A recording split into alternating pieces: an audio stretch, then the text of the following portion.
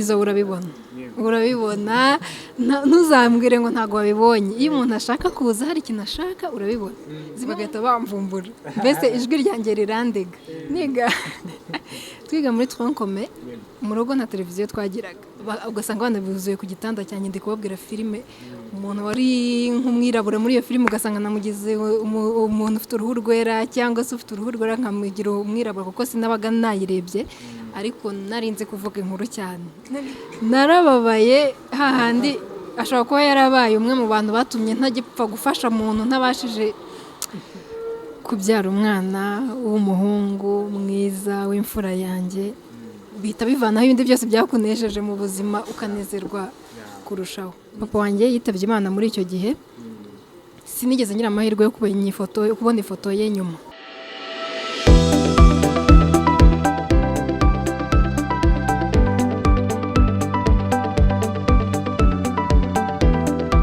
Yes, reka twongere tubahe ikaze abantu muba mudukurikiye umunsi ku wundi mu kiganiro cyacu murabizi ko tugerageza kubagerera hirya aho mutabasha kugera kugira ngo tubashe kubagezaho abantu muba mwarabuze cyangwa se mwifuza kumenya amakuru wenda yisumbuye kuyo mwari mufite uyu munsi turi kumwe yitwa Antoinette Niyongira nkuko muri kumubona imbere yanyu uyu ni umunyamakuru bimazemo igihe rwose umuntu yavuga ko imyaka itangiye kuba myinshi ikaze cyane Antoine urakoze cyane Simeon abantu bari kukureba muri kano kanya banakumva muri iyi minsi bakumva kuri Kiss FM niho uherereye kuri Kiss FM umeze neza tumeze neza cyane ntacyo dushinja Imana muri make ni neza yego ni ikihe kintu kikuruhura ubundi iyo utari mu kazi nananiwe cyane nshaka kuruhuka yego shankunda massage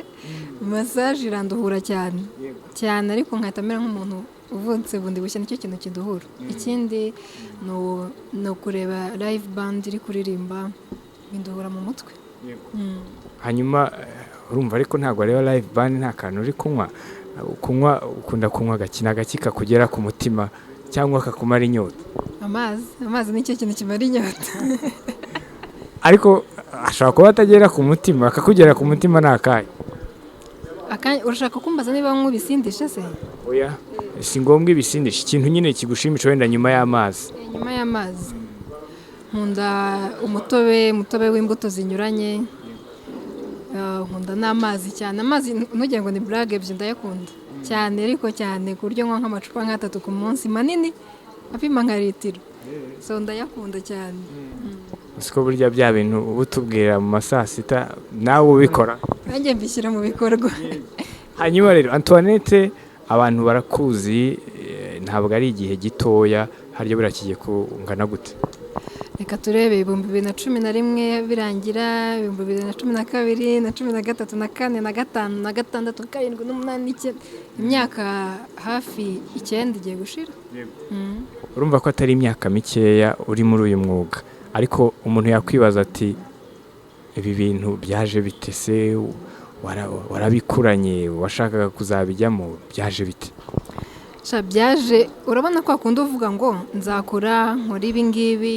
ngeraha ibintu nk'ibyo itangazamakuru naryo riri kuri liste y'ibintu nagombaga gukora mu buzima biri muri zimwe mu nzozi zanjye nifuzaga kuba nageraho kuko ni ibintu nakunze cyane nkiri mutoya ntabwo se bigeze bibaho wenda ko mu rugo ababyeyi bavuga batari kwa Antoine ibi bintu ugiyemo ni ibiki urabona bitari bukuganisha ahantu habi nta n'umwe wambwiye ngo byanganisha ahantu habi kuko mfite mama gusa mama rero we narabimubwiye aravuga ati niba ari byo ushaka gukora nta kibazo hanyuma mfite musaza wanjye mukuru urumva iyo uri mukuru mu rugo ni nawe muhungu dufite ni nka papa mbese rero yaravugaga ati akose buriya wakwiga biochimie ni ibyo bintu wumva bizakugeza kure n'ibindi ariko iyo umuntu nyine hari ikintu akunda nicyo uhitamo we yumvaga ugomba kwiga biochimie cyane waramuhakaniye uramubwira uti ndagutsembeye nk'ukuri inzira ku murima ntibishoboka byabaye deba ndende cyane kugira ngo abashe kwakira ko nyine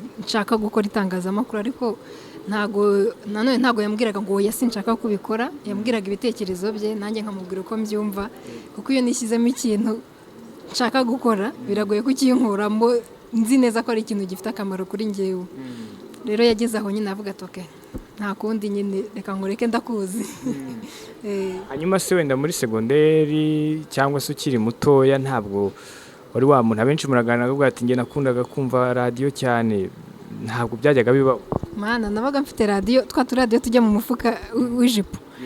Nabaga ntufite ku ishuri, nabaga ndi wa muntu urakonta amafilime ku ishuri, hahandi navugaga filime nizo ntarebye. Reka nkubwire inkuru. Twiga muri Troncome, mu rugo nta televiziyo twagiraga, ariko nkaba mfite mukuru wanjye yitwa Anne, nawe akora mu itangazamakuru, akaba hari abandi bantu baziranye akajya kubasura, yagombaga kuza ambwira filime yarebye. Yagera mu rugo yayimbwira nanjye nasubira ku ishuri. Urabona muri dortoir ukuntu abana bicara, ugasanga abana bizuye ku gitanda cyanjye ndi kubabwira filime, umuntu wari nk'umwirabura muri iyo filime ugasanga namugize umuntu ufite uruhu rwera, cyangwa se ufite uruhu rwera nkamugira umwirabura, kuko sinabaga nayirebye, ariko narinze kuvuga inkuru cyane, narinze kubara inkuru, ahandi nyine n'abana twiganye bose nicyo banyibukiraho. hanyuma rero urumva ko dusubiye inyuma gato kuri wa musaza wawe, challenges zari zaratangiye, urumva akubwira ati ndashaka ko wiga ibi ngibi, ariko muri rusange imyaka ugiye kubimara murumva ntabwo ari imyaka mikeya, imyaka 9 uri mu itangazamakuru, challenges wagiye uhura nazo kugeza ubu magingo aya nizihe?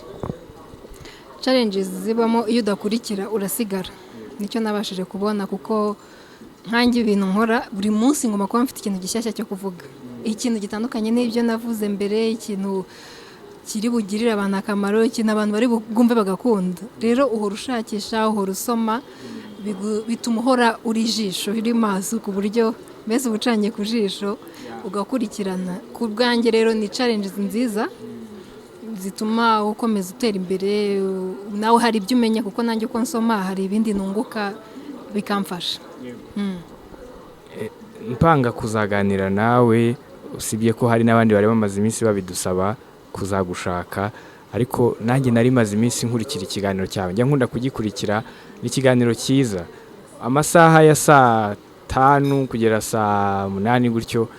uri umwe mu bantu muri iki gihugu baba bafite abantu benshi batwaye bari kubumva. Hanyuma hari agace mugira kitwa Secret Sound, ni igice abantu benshi bakunda bahamagara, ariko bamwe ntibakivugeho rumwe, batari ko hatwane tubu ntabashaka kutwima amafaranga. Iri ijwi y'abavuga rikamara umwaka nta muntu uratwara amafaranga, biriya bintu by'umishe byakira gute? Ntabwo rimara umwaka, ari nk'iryo duheruka gukora ryamaze nk'icyumweru kimwe gusa bahita barimenya, ariko iyo mbyumvise biranezeza, numva ko abakunzi banjye ndetse n'aba radio nkoraho Kiss FM muri rusange nyine baba bakurikiye bashaka nabo gutsinda. Urumva ntabwo ari iby'ubusa, iyo urimenye tuguha amafaranga. Urumva rero ni uburyo bwo gufasha societe ariko tunishimisha. Uva ku Isango ntabwo byatinze, naho wahereye witujya kuri Kiss FM. Ni promotion iba wabanje kuza kuri Radio 10 umbabarire, hanyuma ujya kuri Kiss FM. Ni promotion ibitoroshye gupfa kubonwa na buri muntu wari wese. Ubona byaratewe n'iki nkawe yo wiyevalue? Uva ku Isango nahise njya kuri Radio 10 nkuko bivuze, hanyuma mva kuri Radio 10 namazeyo nk'umwaka mitangira kuri Kiss FM. Ikibitera urumva akazi dukora ni nk'abakinnyi b'umupira, ni nk'abakwaferi, ibyo ukoze birakuvugira kurusha wowe, niyo bari CV yacu. Ni ukuvuga ngo uko nkora buri munsi ni nko kwiyamamaza. Icyo ukora umuntu ashobora kukura akavuga turiya muntu muzanye mu kigo cyanjye ashobora kucyagura kurushaho nkurikije ibyo numva nifuza. Rero icyabiteye buriya ni imikorere myiza nari mfite, bigatuma hari n'abandi bakoresha bankenera. Uyu munsi turi kukureba hano, ariko uri umuntu ubuzima bwe nyine ari radio, ntabwo ujya uteganya kuzajya kuri televiziyo ngo abafana bawe abakunda ibiganiro ukora nabo bagukurikire bakubone live? Ndabiteganya igihe nasinye contrat yo kubikora nyine nk'akazi. Uretse ko hari igihe njya nkora ibiraka bica kuri televiziyo, nkakorana n'ibigo bindi by'itumanaho, wenda ari amapromotion bari gukora, bikaba ngombwa ko njya kuri televiziyo, ariko kugeza ubu akazi mfite nako kuri radio, ariko sinakwanga nako kuri televiziyo nkabonye. hari abandi usanga ngo yatereka reka njye ni radiyo ntabwo nshaka kujya kuri televiziyo abantu batazamura ngiye kwitegera agatagisi bakanseka. Rero buriya ukuntu umeze ndi umuntu utita ku bintu nk'ibyo cyane, abantu banzi neza bazi ko nca bugufi cyane birenze ibikenewe, rero ntabwo bimbangamira kuba umuntu yambona ntega moto cyangwa kuba umuntu yambona ngo avuge ngo dore wa muntu ukora hariya. Ndi umuntu nyuma y'akazi nkora, nyuma y'ibyo byose nkora, nanjye ndi umuntu ukenera gutega, ukenera kwambara nkajya kugura umwenda ukambona ndi kuwipima. Ndi umuntu nyine ntacyo bintwara muri make. Ntabwo birabaho se ko nk'umuntu ijwi rye rigera ahantu henshi, wicara nko muri taxi cyangwa se kuri moto, umuntu akahita akumenya tuvuga ati uyu ni Antoinette. Reka nkubwire ibintu bijya bimbaho. Urumva ntabwo nkunda kwigaragaza cyane, abantu isura yanjye ntabwo bayizi cyane hanze, bazi ijwi. Rero hari igihe ngenda ngiye nko mu bintu nicecekeye, abantu bari kuganira ariko navuga gato bagahita bamvumbura, mbese ijwi ryanjye rirandega. Yego, bivuze ngo uri umwe muri ba bantu birinda kuvuga cyane iyo bari ahantu badashaka abantu bamenya. Iyo ntashaka ko abantu bamenya aho ndi, ari nk'amakuru nshaka kwiyumvira, ndaceceka nkatega amatwi, ariko iyo mvuze gatoya ijwi ryanjye nyine ahantu hose niko riba rimeze, ntabwo rihinduka, abantu bahita bamenya. Muri makeya rirakurega, rirandega cyane. Ntabwo ujya ukoresha si ubwo muri ako kanya niba ukeneye kuvuga ariko udashaka abantu bakumenya ugakoresha nk'ibimenyetso nyine by'amarenga? Ntabwo nzi ibintu byo gukora amare, cyakora nzi gukoresha ijisho. Iyo tuziranye nshobora kukureba ijisho ukamenya icyo nkubwiye. Niba ari ibintu uri kuvuga wenda atari ngombwa kuvuga, turi nko kuganira turi benshi, hari ukuntu nshobora kukureba mu kinyabupfura ntuje rwose ariko ugahita umenya icyo nkubwiye. Yego. Hanyuma Antoine, ngira ngo uyu mwuga w'itangazamakuru umazemo igihe, umuntu yavuga ko ntabwo harazamo igitsina gore cyinshi cyane kurusha igitsina gabo. Nkawe nk'umuntu ubimazemo igihe ubona biterwa n'iki? Ngewe rero mbona biri kuza, mbona igitsina gore kirimo mu itangazamakuru mu ngeri zose. Hari abafotora, hari abandika ku mbuga, hari abakora kuri radiyo, hari abakora kuri televiziyo, no mu rubuga rw'imikino baba barimo cyane, niho batari bari. Mbona rero birimo kuza. Icyakora ntabwo biragera ku rwego twavuga ko baruta abasore cyangwa abagabo barimo, ariko n'urwego bariho rurashimishije kuri ngewe. Hari abana b'abakobwa baba bifuza nabo kuzagira abafana benshi babakurikira nka Antoinette, cyangwa bakanaharenga, bashobora kuba bakurikiye iki kiganiro.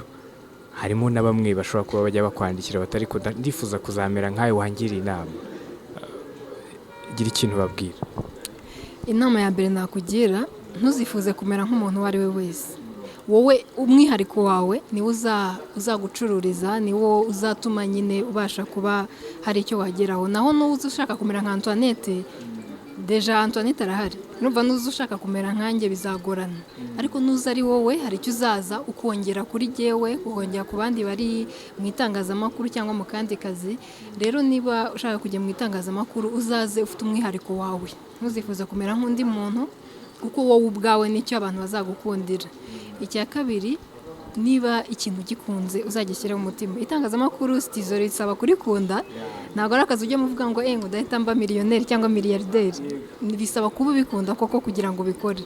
Niba rero koko ushaka kubikora, ubanze umenye kubikunda. Ikindi ube wowe, umwihariko wawe niyo ntwaro yawe.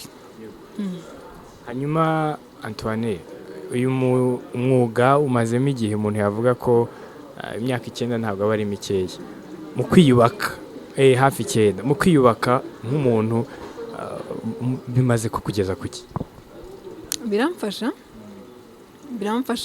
mu buzima bwa buri munsi. Ndubatse, mfite urugo, mbasha kurya, mbasha kwambara, mbasha kubaho. Biramfasha mu buzima bwa buri munsi nyine. Ufite n'umwana mwiza cyane w'umusore, rwose mu minsi iri imbere bashobora kuzaguha inkwano, ahubwo nubwo bitaba mu muco wacu. Gusa ubwo wenda hanze yo gutunga wenda urugo no kubaho, nta kindi kintu birakugezaho. Urakoze kumbwira ko mfite umwana mwiza, ni umugisha. Hanyuma ikindi birangezaho hanze y'ibyo ngibyo njya nkora ibintu urabizi ko nkunda guteka abantu bose banze barabizi ko nkunda guteka ndanabyigisha kuri radiyo uko uteka njya nkora rero ibintu byo kuba nateka mu bukwe nkajyana ibiryo mu birori runaka by'abantu nkaba nabatekera nyine tukavugana bakasanga ibiryo bihari biteguye neza bakarya ni bimwe mu bindi bintu nkora ku ruhande.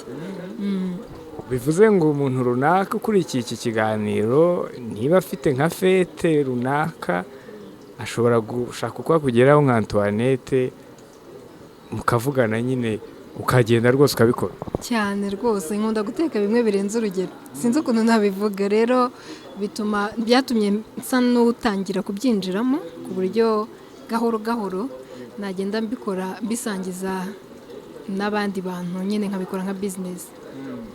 abantu bazi guteka ntabwo bakubwira ibintu bazi guteka ngo babirangize ariko haba harimo utuntu nka dutatu akubwira ati njyewe iki kintu nzi kugiteka hariho twaganira hamwe ati umva nkubwire Stizo nuba ushaka kurya inyama uzaze kundeba wowe tubwire nawe ibintu nka bitatu ukunda wizeye neza kuteka neza wenda ukurikije na commentaire z'abantu uba watekeye bakavuga ati ibi bintu byari bimeze neza. Nzi guteka inkoko cyane nzi ibyo nzi cyane kuko ibyinshi ndabizi inkoko ifi ni mu byo nkunda guteka. Hanyuma ikindi ibintu by'imboga zivangavanze ndabikora ukabona bibereye ijisho nta nubwo babirya ndabizi na salade nzi gukora salade cyane ariko cyane hanyuma nzi gukora cocktail irimo inzoga iryoshye cyane. Usura iwanjye nzayigukorera niba usoma ku nzoga wumve. Urakoze cyane. Hanyuma iyo urebye umunyamakuru ukareba n'umupadiri cyangwa se umuvugabutumwa cyangwa se umupasiteri cyangwa se shehe bose ni abantu usanga bigisha ariko wowe nk'umunyamakuru abo bantu babiri batandukanyirizaho. Bamwe bigisha ijambo ry'Imana baba baranabitorewe bafite iyo nkoni y'ubushumba abandi tuba dusangira ubumenyi tuzi nkanjye ntabwo mvuga ko nigisha nsangira ubumenyi n'abantu kuko hari n'abo mba mbwira usanga hari ibyo bazi kundusha rero tugenda twungurana ibitekerezo. Muri segment utegura iyo uri kwigisha abantu ni iyihe ikugora? Ndyoherwa harimo iyo guteka iyo igomba kundyohera hari ya motivation handi nshobora kukubwira ku nkuru y'umuntu ugasanga hari umuntu wabaye ubuzima bubi cyane ariko hari igihe umuntu acika intege mu buzima utazi ko wenda hari abandi babaye ubuzima nk'ubwawe. Icyo gihe rero iyo segment ishinzwe cyangwa se ikifasha umuntu ni ukugira ngo nubwo uri mu bibazo nibyo ariko hari n'abandi bantu babaye mu bibazo birenze ibyawe bakabinyuramo ukabasha kuba rero wagira intege zo kuvuga uti kanaka yabiciyemo nanjye reka mbitambuke. Iyindi ni iy'inkomoko y'ibintu runaka urugero inkomoko y'ino mikoro ufite umuntu wayikoze bwa mbere inkomoko ya hotaro ku bagore inkweto ndende inkomoko y'iyo saha inkomoko ya telefone inkomoko y'ibintu byose ahantu bikomoka urugero Gros Michel kubera ikiriya muneke wa Gros Michel ariko witwa utuntu nk'utwo ndabikunda cyane. Hanyuma ikugora rero iyo uri gutegura hari gusaba umwanya muremure kuyishakishaho ni isaba umwanya muremure mba mfite isaha yo gutegura buri munsi ngera mu kazi imbere y'isaha nkagenda akira ibintu ku murongo ndi buvuge rero navuga ko byose bigenda bigira ariko insaba kubitekerezaho ni nk'utwo nari nkubwiye bisaba kuyitekerezaho ukayishaka ukareba impande zose uko zibivuga kugira ngo nyine uvuge ibintu uhagazeho. Hari ikintu gihari cy'uko uyu mwuga wacu abantu bavuga ko amikoro akiri make nawe wemeranya nabyo? Yego. Ubona se bizigera bikemuka? Birimo kuza kuko usanga hari ibitangazamakuru bigenda bihemba umushahara uri hejuru ugeranije n'ibindi bigenda bizamuka uko biti ntago ari nka kera. Watubwiye ku kintu cy'uko nubwo wabwiraga abana b'abakobwa ariko harimo n'abasore wenda nabo bifuza kuzaba abanyamakuru cyangwa se n'abagabo igitsina gabo muri rusange ariko nyuma y'uko babwiye ko umuntu agomba kuba we ntabe wa Antoinette cyangwa aza ashaka kuba Antoinette, ikindi kintu ubona cyafasha umuntu kuba umunyamakuru mwiza ni ikihe? Kuba umunyamakuru mwiza, icyo mbona ugomba kuba wateguye ibyo uvuga kugira ngo utaza nyine ngo umuntu uguteze amatwi yumve ko nta kintu ufite cyo kumubwira. Ugomba kuba bitewe n'ikiganiro cyawe ko kimeze icyo ari cyo cyose, birashoboka ko ugitegura. Kuba umunyamakuru mwiza rero ni ugutegura ibyo uvuga, ni ukuba wamenya abo ubwira, kuko hari bitewe n'ibiganiro ukora hari igihe usanga umuntu afite audience cyangwa abamutega amatwi bakuze, urubyiruko, abana bato, ukamenya abo ubwira rero kugira ngo umenye n'uburyo ubivuga, hanyuma ugahora ukurikirana ibigezweho, ibigenda biza, kugira ngo nyine ubashe gusangiza ba bantu bya bindi wavumbuye bishyashya, ntuhame hamwe mbese. Ngewe nkuzi ukiri umukobwa, uyu munsi uri umumama, ariko ukiri umukobwa nabwo ikiganiro cyawe cyarakurikirwaga, ntabwo byajyaga bibaho kubura nk'ibigeragezo wenda by'abagabo cyangwa abasore bashaka kugutereta kubera ko bakunze ijwi ryawe uko wateguye ikiganiro. Shasitizo, ibyo bibaho mu buzima bwawe bwa buri munsi. Nawe wasanga hari abadamu bajya bashaka kugira uko muganira, bibaho, ni ibintu bibaho mu buzima bwa buri munsi. Ahubwo ikibazo ni ukumenya ese iyo bibaye ubigenza gute kugira ngo bitagusengera urugo, kugira ngo bitakwicira akazi, kugira ngo nyine ukomeze urinda wowe ubwawe nkanjye nka Antoinette, mbese nkomeze ndi umukobwa cyangwa umugore w'agaciro. Ukora iki nyuma y'uko biba? Ariko kubaho byo bibaho cyane. Wowe rero wabigenza gute, cyangwa n'ubu niba bikibaho ubigenza ute kugira ngo icyo kigeragezo ubashe kugitsinda? Nk'ubu biba byoroshye, nk'ubu nubatse, iyo ubona ikintu kiza Stizo urabibona, ntuzambwire ngo ntabwo wabibonye. Iyo umuntu ashaka kuza hari ikintu ashaka urabibona. Zimwe mu mpano ngira ndanariza cyane, ndanariza handi nyine mba nicecekeye ndi kureba utuntu twose nkabibona nyine nkakwanariza. Rero njye mbasha kubibona iyo bigiye kuza, mpita rero mbihagarika bitaragera kure, ku buryo usanga urumva rega umuntu anyura mu muryango ufunguye, iyo ufunze ntabwo ushaka indi nzira, si byo se? Icyo gihe rero nirinda gutanga urwaho rwo kugira ngo bibeho.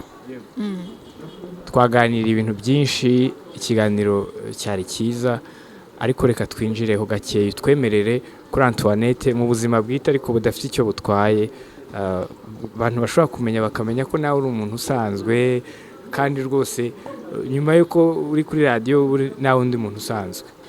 Antoinette, ni ikihe kintu utazibagirwa wahuye nacyo ukiri umwana, wa mukobwa ufite imyaka guhera kuri 15 kugeza wenda kuri 20? Guhera kuri 15 kugera kuri 20. Okay, mwana ishimwe ntabwo mbajije munsi yayo. Buriya ndi umwe mu bantu bakubagana bacecetse. Abantu benshi bazi ko ntavuga cyangwa se nitonda cyane, n'ubundi nditonda, ariko niga muri segonderi, mana yanjye, niga muri segonderi nigeze guca mu idirishya. Uraza amadirishya utugiriyaje ukuntu tuba tungana, bisaba kubimenya nyine ngo ubashe gucamo ukinanura ugacamo munsi. Nari nananutse cyane. Twanyuze mu idirishya rero, ubanza ari nyuma ya saa sita, ari muri wikendi, nshaka kujya kuryama, nta kintu turi gukora, turi gupfa ubusa hanze, ariko doro zabaga zifunze aho abakobwa barara n'abahungu nabo babaga bafite izabo. Nuko nca mu idirishya nyine nyuramo ndinjira. Nyinjiramo animatrice ahita arafungura, ariko agifungura ntago yumvaga ko Antoinette yaca mu idirishya. Weruka kurakara rya? Uyu munsi niwe muri modo nziza, ntago nibuka igihe mperuka kurakara. Ntago ndakara cyane, ariko iyo ndakaye ntuzifuze ko nkurakarira. Yego. Urarakara kurya umera nka wundi ushaka no gukubita umuntu? Ntago ngiye ndakara ndwana, ntabwo ndakara iyo mbabaye cyane koko wandakaje, nta nubwo nzamurijwe. Turaganira nka wese, Stizo harya amakuru, harya ufite imyaka ingahe? None se biriya bintu wakoze kuko urabona bikwiye imyaka yawe? Hahandi ntuma wowe utangira kuvuga ko se wamugani ibintu nakoze ni ibiki. Ntago nyine ndakara ku buryo ntongana cyangwa mena ibintu, ntago biri muri kamere yanjye, ahubwo nkufasha mbikora mu buryo bwo kuganira nyine nkwereka wenda ibyo ushobora kuba wakoze byambabaje ariko mbikubwira gutya ntabwo ntabwo ari ngombwa ko tubwira izina ry'uwo muntu ariko nuhe muntu wigeze kukubabaza ku buryo utazabyibagirwa? ndumva ntawe uri guhita aza mu mutwe, nta muntu uri guhita aza mu mutwe, ariko mu buzima nyine abantu baravuga mu kinyarwanda ngo ntazibana zidakomanya amahembe. Abantu bose aho muhurira, mu ishuri, mu kazi, mu rugo, ahandi hose ntimushobora kugira icyo mupfa n'umuntu. Iyi Kigali yacu harimo abantu b'abatekamitwe batari bakeya. Hari uwo twigeze kuganira mu minsi ishize ambwira ko bigeze kumutekera umutwe, telefone ye yaraguze n'umuntu bayimushyira mu isogisi. Afite amatsiko yo kumenya Antoinette kugeza amagingo nta muntu uragutekera umutwe ngo tubwire story yakubayeho isekeje. Nta muntu urantekera umutwe nk'ibyo ngibyo umbwiye nawe, ariko bajyaga bantekaho imitwe. Nkunda gufasha abantu cyane, handi ushobora kuza ukambwira ikibazo nkahita nguha nk'itike nari mfite nyine nkabwa ndaza kuyishaka iyindi. Rero abantu bageze aho ubanza barabimenye bakajya bashaka kubibyaza umusaruro. Ukaza wenda ukambwira Antoinette mfite ibibazo ibi n'ibi. Hari umudamu nigeze gufasha ambwira ukuntu ngo bamukubise mu rugo, ukuntu abana baburaye, muha amafaranga nari mfite 10,000. Nari mfite 10,000 ari byo byonyine mfite. Ari byo mfite imbere n'inyuma ndayamuha. Maze kuyamuha ngeze imbere nsanga arimo kuyanywera. Narababaye hahandi ashobora kuba yarabaye umwe mu bantu batumye ntagipfa gufasha umuntu ntabashije kugira. Navuze ko nanariza, ariko iyo bije mu gufasha abantu bafite ibibazo nizo ntege nke zanjye. Rero bari barabimenye, umuntu akaza akantekaho imitwe akambwira ibibazo afite kandi ntabyo ashaka wenda kuyapfusha ubusa n'ibindi. Tutageze ngo basi umwaka asigaye. Oya, ariko namubwiye ko yaragarutse mu bwiza ukuri namubwiye oya, nzajya nshaka kugufasha nzajya nguha niba ari ibyo kurya ibintu bifatika apana amafaranga. Nanone mfite amatsiko yo kumenya ikintu kugeza amagingo aya cyashimishije Antoinette Niyongira mu buzima bwe bwose. Kubyara umwana w'umuhungu mwiza w'imfura yanjye bihita bivanaho ibindi byose byakunejeje mu buzima ukanezerwa kurushaho. Ni kimwe mu bintu byanshimishije. Abagukurikira kuri Instagram rumwe mu bantu bose batajya bahisha abana, hari abavuga ati sinshaka abantu bamumenya, ariko ni umusore mwiza.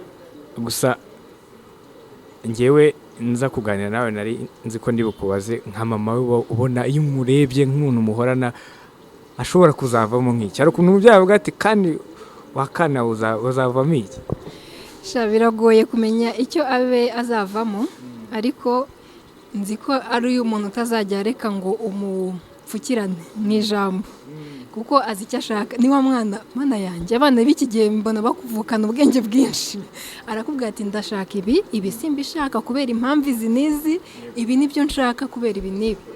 Mbese azi kuvuga no kuvuga icyo ashaka. Rero icyo azakora cyose azabasha kukigeraho kuko azi kwivugira. Hanyuma ibyo waruvuze byo guhisha abana, buri mubyeyi agira amahitamo ye, ariko ngewe impamvu ntabikora nuko ngira ngo biba bitewe n'ubuzima umuntu aba yaranyuzemo kera. Muri Jenoside yakorewe Abatutsi mu Rwanda nari umwana, nari mfite imyaka 3 n'igice kuko mvuka mu kwa 8. Hanyuma rero papa wanjye yitabye Imana muri icyo gihe. Sinigeze ngira amahirwe yo kubona ifoto ye nyuma, kandi umwana ufite imyaka 3 n'igice ntabwo upfa kwibuka isura ye y'umuntu neza. Byankozeho cyane rero kuko album zose barazitwitse, mama ambwira ko bazitwitse, bituma kugira ngo mbike izo souvenirs z'ubuzima bwanjye n'ubw'umwana. Mvuga ntawamenya, nanjye umwana ashobora gukura ntakiriho, ariko nibura n'abakiriho afite konte ye kuri Instagram ibikwaho amafoto iri privé, ku buryo umunsi umwe nibura azagenda akayibona, cyangwa se nanjye nyashyira ku yanjye. Mbese azakure umunsi umwe arigenda nzayifungura mu gihe mfuye abashe kuyinjiramo areba ayo mafoto. Ni nka album yanjye kugira ngo ibyo byambayeho bitazamubaho, ariko kuko dusigaye noneho dufite iterambere nkabishyira ku mbuga nkoranyambaga. Mbese nawe nibura nakura azabasha kubona izo souvenirs zose, ubwo buzima bwose yabayemo ari umwana, kuko nta foto ndi umwana mfite, nta foto ya papa wanjye mfite, simwibuka. urumva rero nicyo cyanteye imbaraga yo kubikora cyane. Paul sana komera cyane. Ndakomeye cyane ndashikamye. Antoine reka tugushimire, twaganira ibintu byinshi byiza, tunagushimira ndetse n'umwanya wawe watwemereye ukaduha kugira ngo tubashe kuganira. Ubwo kandi ndizera ko n'abakuri iki kiganiro comments baraza kuba bazitanga, nawe uraza kuzikurikira. Hanyuma ubwo kandi tukomeze twifuriza n'iterambere mu buzima bwawe bwa buri munsi ndetse no mu kazi. Urakoze cyane Simeon, murakoze namwe mwese. Yego nawe ndakwifuriza iterambere mu kazi no kugera ku nzozi zawe zose wifuza. Urakoze. Urakoze namwe.